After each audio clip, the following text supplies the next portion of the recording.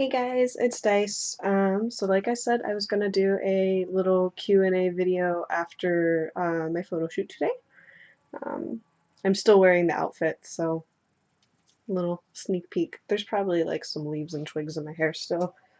Um, oh no, don't get stuck. My wonderful bone necklace. Yes, these are all real bone. Yes, everything I'm wearing is from one animal. Yes, it's all raccoon. Mm, my wonderful headdress that I made for today's shoot. Mm.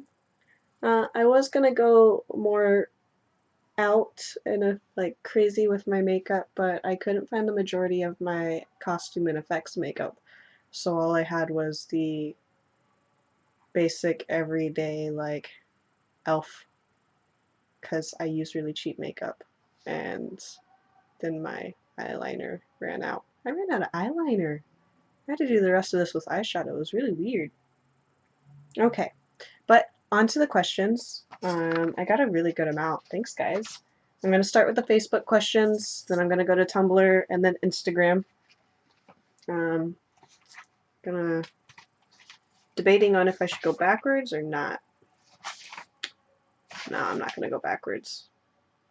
Actually, I take it back. I'll go Instagram, then Tumblr, then Facebook, because I don't want to go back and forth because I'm lazy. Um, Hold on. I need to reuse it myself. Oh, Mom, this is a shout out to you. I finally wore the dress in a photo shoot. The Yeah, I can't really show it. Mom knows which one I'm talking about. You guys can see the rest of the dress whenever my pictures come out. I had a wonderful shoot today. I enjoyed it way too much. Got into the creek, got into a lot of mud, lots of squish squish, mossy rocks, leaves were out in Ravina Cohen Park. It was great. I had a wonderful time exploding smoke bombs. That was awesome. A little terrifying, but awesome. Glad nobody got hurt. Okay, starting with Instagram. This one is from the lovely Amanda. She won first place in this year's Seattle Miss Alternative runway show. And her question is, when are we going to do a fetish shoot? Just saying. Haha. um, Talk to me whenever you want. Seriously, I'd love to. But definitely bring out the flogger. Um, the flogger needs to come out for this. Yeah. Let's do it. Um, this one's from Rogueblade. What's your age? Haven't you ever heard never ask a lady her age? Okay, actually, I don't really give a shit. I'm 22. Um, just turned 22 on the 14th. I know, I'm young. Yada yada, whatever, blah blah. Glad we had that talk. uh, Current favorite band? Oh, geez, a lot of people ask me this question. I am not good at picking favorites when it comes to music because it's all situational. Like right now in the background, I've got Grouper playing because my main squeeze told me about Grouper, and I'm like addicted to them now. All this morning, I was playing Mountain Man because I absolutely adore that group. Um, I'm constantly listening to the Taxpayers all the time. I really love the Taxpayers. Then it's like, oh shit, Andrew Jackson Jihad is a really good one too. Devil Makes Three. I can't stop listening to them. Don't ask me to pick a favorite. Please don't. So many other people ask me to pick favorites, and I'm gonna have to try and pick a favorite later on. So just keep listening. Maybe a favorite will come up. um, Favorite time of the year and why? Favorite time of the year is fall. Um, it When I was younger, I would have told you a million one times that autumn is my favorite because my birthday is in autumn, but a lot of it has to do with kind of a signification. It signifies something personal, and it's just watching everything essentially die. I know that sounds so morbid, but seeing everything, just the changing of the season, the dying of the leaves, all of the just foliage, everything just kind of dying, and it represents a beauty and death, and just to me, I'm weird. Um, that one gets really personal. Normally I would go further into it, but that one gets really personal, so that's more of a one-on-one and not a on-camera thing. But thanks for asking. Autumn is definitely my favorite. It has a lot of personal meaning for past things, so definitely autumn. It's definitely my favorite. And it's not just because pretty colors. um, these are some Anon questions, anonymous, sorry, from Tumblr. First one, how many tattoos and piercings do you have? Oh geez, I hate counting. We'll start with tattoos. So I have 3 little bats behind my ear, my little Nightmare Before Christmas bats. Then I have the whole side of my head right here tattooed. It's a bat skull with a bat wing. And Sistine Chapel stippling pattern behind the bat wing. On the back of my neck is my sisterhood knot. This one pulled out because I had an allergic reaction to the ointment that I was using, so it pulled out all the ink. But here's another sisterhood tattoo right here. My life ain't always beautiful, but it's a beautiful ride. That one is to my peepaw who passed away.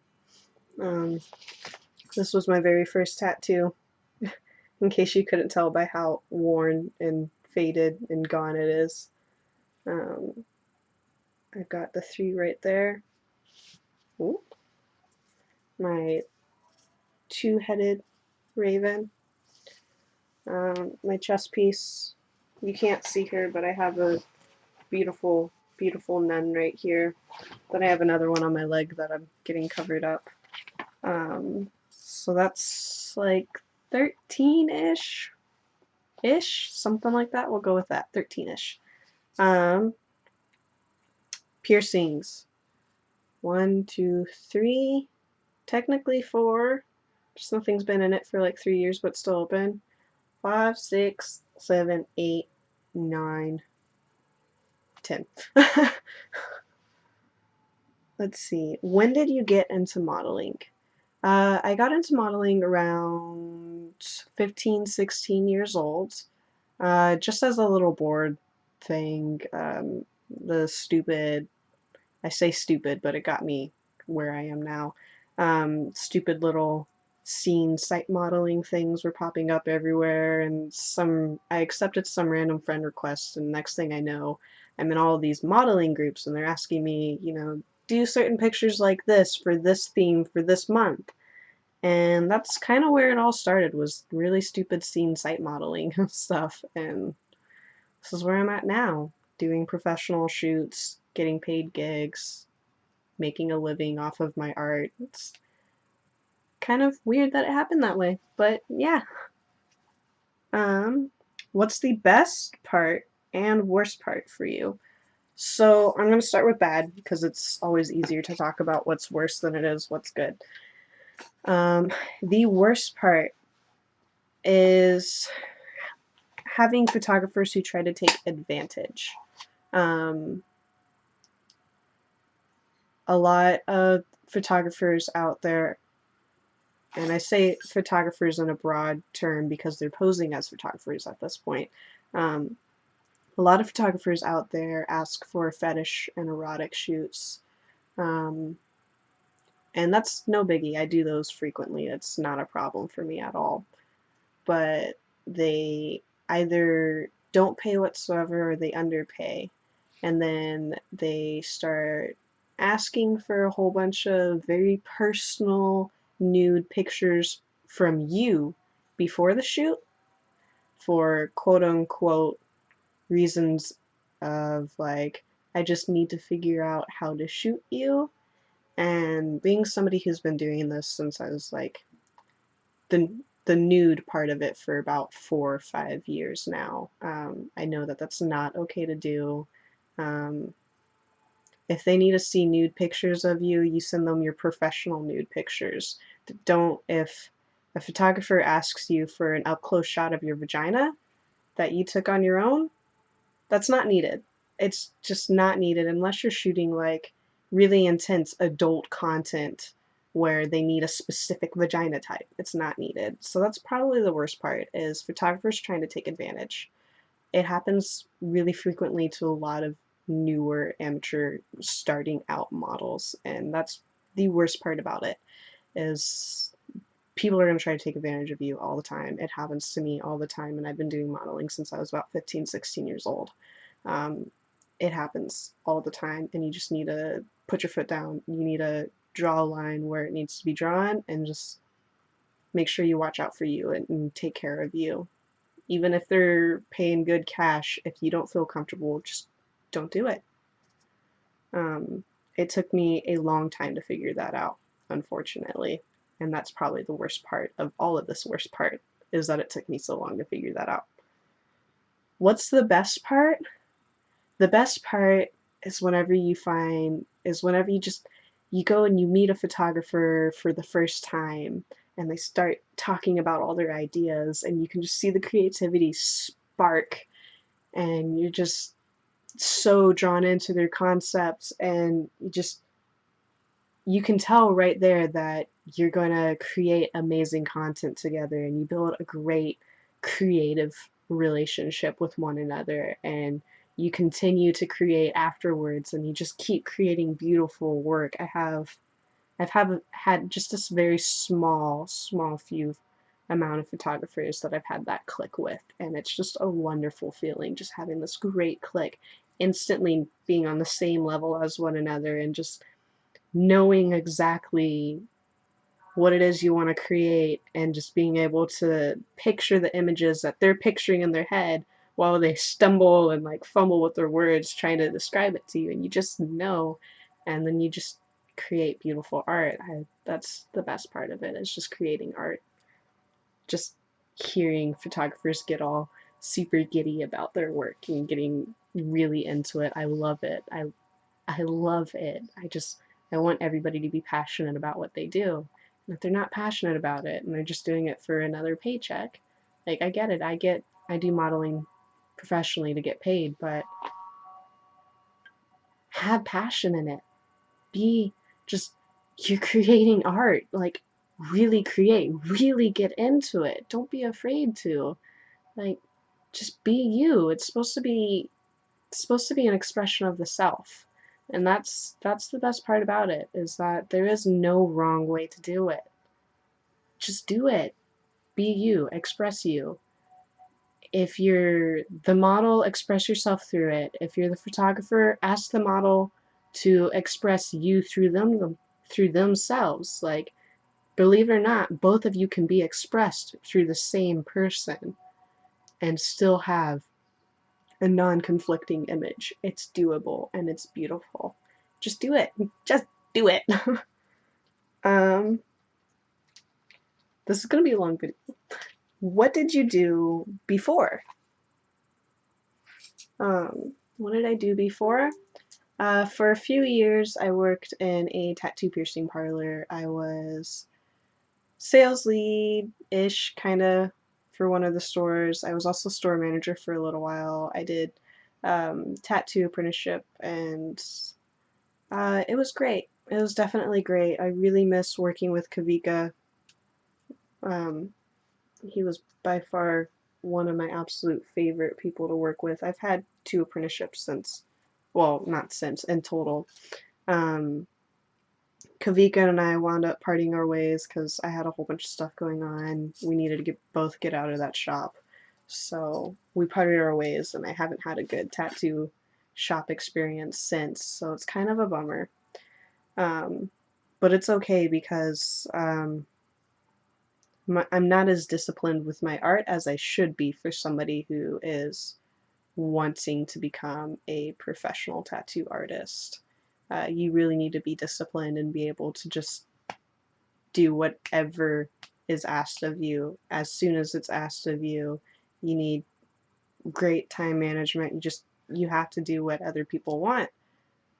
And when I first started out, I wasn't okay with that. So I think I think us parting our ways, as much as I didn't want it to happen, was a good thing, um, because I just wasn't ready for it at the time. Will I go back to it? More than likely. Maybe. I hope. I've been really trying to push myself to become more disciplined with my artwork and meet my own personal timelines and deadlines and get more things done and do what other people want, but it becomes a huge drag sometimes, and so I give huge props to everyone who can do it on their on a regular basis. I mean, it's pretty difficult to want a creative outlet, but your only creative outlet is doing what other people want. It gets kind of difficult, and I wasn't ready for it. So I'm continuing on with my other creative outlets. And if I'm ready for it, I'll go back to it. What do I do for fun? Well, if it's not moping around and being depressed while painting, then sometimes it's killing a whole bunch of things on Dragon Age or Fallout or Destiny, or I really love going back to Halo and playing on my old classics. I love Star Wars Knights of the Old Republic. So video games. I also like to fiddle around on my fiddle. um, I used to play violin for 7, 8 years before I switched over to stand-up bass. And then while playing stand-up bass, 2 years in a row, I was a guest player in the Seattle Philharmonic Orchestra. And I really fucking miss doing that, but I haven't had the drive musically lately, so I'll have to go back to that eventually. Um, do you have a significant other? I do. Um, we've been seeing each other since end of February, beginning of March this year.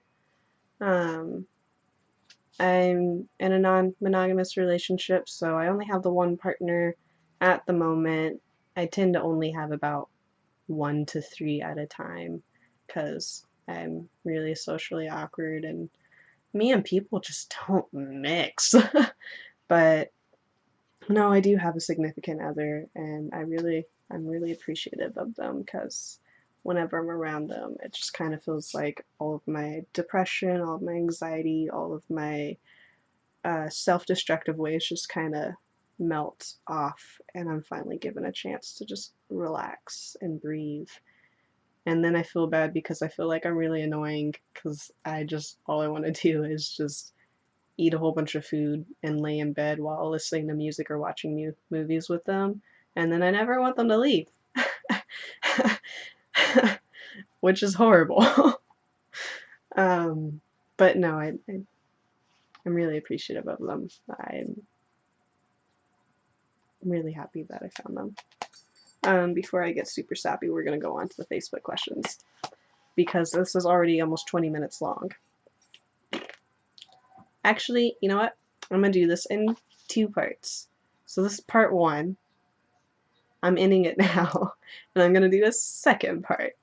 Alright,